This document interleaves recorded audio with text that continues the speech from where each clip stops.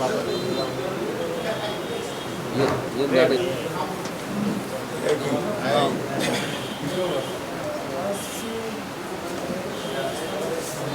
Nomination বাতিল হলে দলীয় কর্মীরা হাততালি দিয়ে আনন্দ করতে পারে, সরকারি অফিসাররা যদি হাততালি দেয় ডাল মে কোচ কালা হ্যায়, এটা বুঝতে আর কোনো অসুবিধা নাই।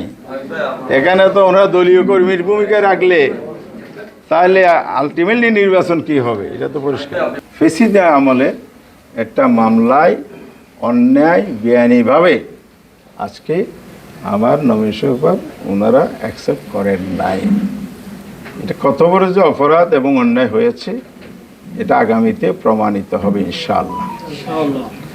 তবে আমার কষ্টটা এখানে, এত রক্তের বিনিময়ে দেশটাকে ফ্যাসিস্ট মুক্ত করা হলো, প্রশাসনের রন্ধে রন্ধে ফ্যাসিস্টদের দোসররা বসে আছে। আমরা ইলেকশন কমিশনকে বলেছি, মানে সিটরে দফায় দফায় বলেছি, এবং সারা দেশে আমরা 8 দল এই কয়েক মাস 5 দফার ভিত্তিতে আমরা আন্দোলন করেছি। আমরা সবাই মিলে বলেছি এই ফ্যাসিস্ট আমলের আমলাদের নিয়ে, দোসরদের নিয়ে সুষ্ঠু নির্বাচন হবে না। লেভেল প্লেয়িং যদি না হয় আপনার স্বপ্নের উৎসবমুখর নির্বাচন ইতিহাসের সেরা নির্বাচন হবে না।